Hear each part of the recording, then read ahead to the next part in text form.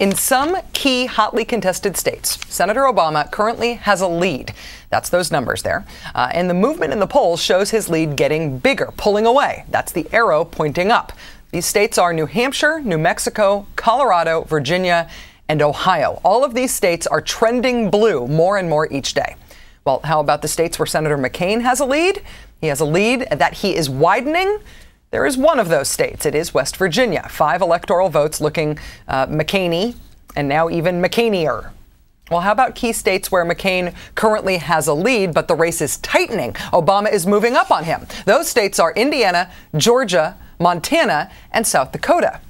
Now, the good news for McCain, and maybe the big news here, is that McCain is closing the gap on Obama in Florida and Pennsylvania, big states where McCain is behind, but the polls are moving in McCain's direction. McCain is also closing in on Obama in most national polls, but as you know, national polls don't count.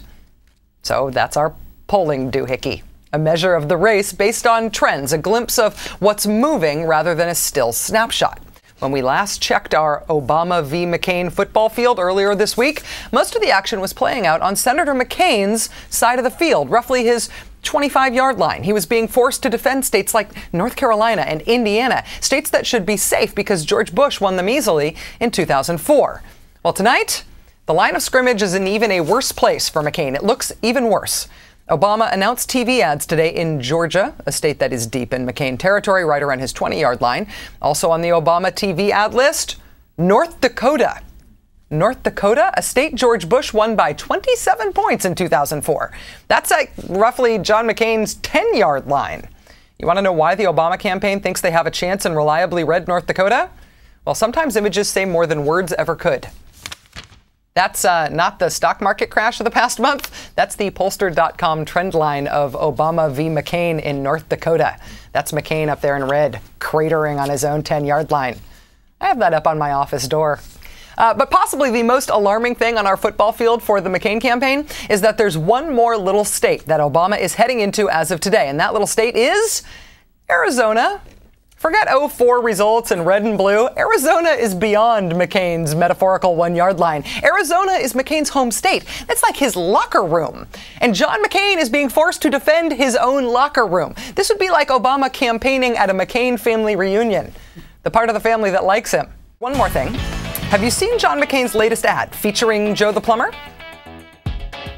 Americans are catching on. Your new tax plan is going to tax me more.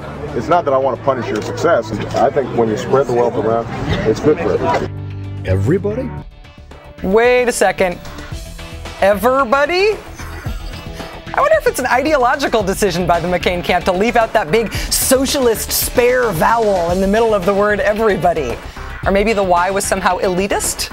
On the other hand, there is no Y in maverick, or in correct, or in pathetic. Everybody knows that. It's not just what polls say or what her presumed political allies say.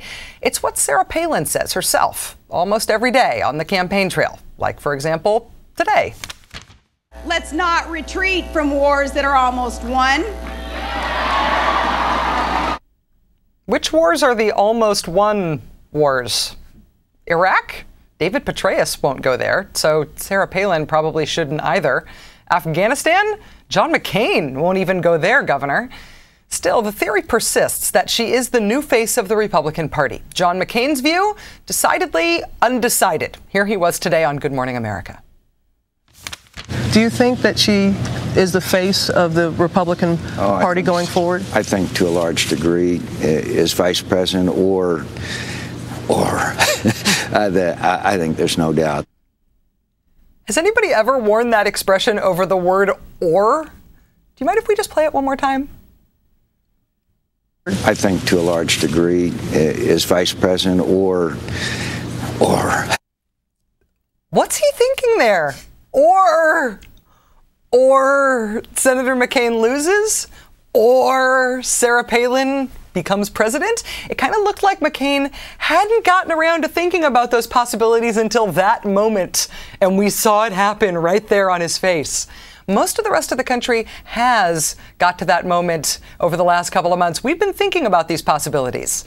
So what happens if or happens? Is this the start of Sarah Palin's ascent? Or has this campaign been the start of her demise? And President Bush is making a last push to deregulate before he leaves office. The Washington Post reporting today that as many as 90 of the most controversial changes to industry regulations of the whole Bush era are in the works right now. Easing limits on pollution from coal-fired power plants near national parks, allowing increased pollution from oil refineries and chemical factories. Allowing for dirtier drinking water and more coal slurry waste from mountaintop mines in the streams of Appalachia. Whoever the lobbyists are who are trying to get counterterrorism rules relaxed for the benefit of the shipping companies, rest easy, you country first guys. The Bush administration is apparently planning on taking good care of you, too, before they leave. The Republicans are well aware of the need to get these changes done now. On the afternoon that President Bush was first inaugurated, his chief of staff issued a government-wide memo blocking the new regulations that were drafted in the last days of the Clinton administration. There's a 30-day or 60-day waiting period before regulatory changes become legal. And since Clinton's changes were newer than that, the Bushies just blocked them. Learning from their own experience, the Bush administration is getting their goodies in early this year, so they'll all be actual law, without debate and without Congress, by the time the next president takes over.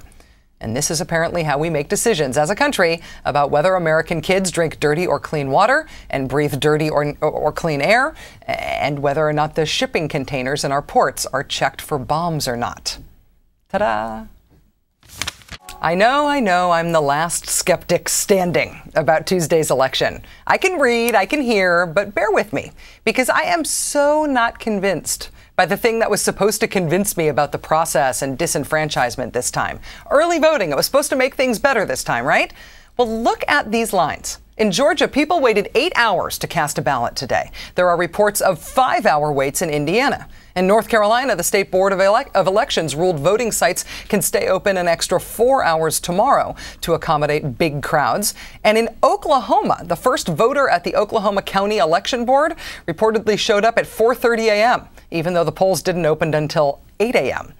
Here's the thing. A day-long wait might as well be a poll tax. What does it cost you to wait 8 hours in line? Is the way our democracy works now that we're a country where only people who can afford to give up 20% of a week's pay are allowed to vote? While we're picking George Bush's successor, we really ought to actually keep an eye on George Bush. Between the wars in Iraq and Afghanistan and the new one we're not talking about with Pakistan and a nuclear missile silo catching fire and a new round of deregulation on his way out the door, can anybody clean up Bush's mess? That's next. It's Halloween, prank night, when in some neighborhoods, young punks set paper bags full of unmentionable stuff on fire on people's doorsteps. They ring the bell and they run away. It looks like George Bush is thinking the same thing, leaving the same sort of gift on the doorstep of the next president. What's in his flaming bag?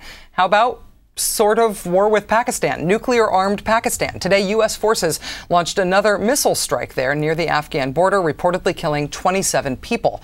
That is at least 16 missile strikes in Pakistan since mid-August. All of these, Pakistan says, are violations of its sovereignty. What else is in George Bush's parting gift? Well, there's Iraq. Today, General David Petraeus took command of all U.S. forces in the Middle East and Central Asia, leaving his post as Commander General in Iraq. That would suggest good news, except not really. Here's a story about progress. 2 years ago, President Bush used Mayor and Police Chief Najim al-Jabouri of Tal Afar as a symbol of success in Iraq. Do you remember this? One of the most eloquent is the mayor of Tal Afar, a courageous Iraqi man named Najim. Mayor Najim arrived in the city in the midst of the al-Qaeda occupation, and he knows exactly what our troops have helped accomplish. Well, today, Mayor Jabouri is a symbol of how uncertain success and calm in Iraq actually is. Last month, he quietly left Tal Afar with his wife and his 4 children, and he flew to safety in the United States in the face of death threats at home. And how about Afghanistan? It seems to be worse and getting worser.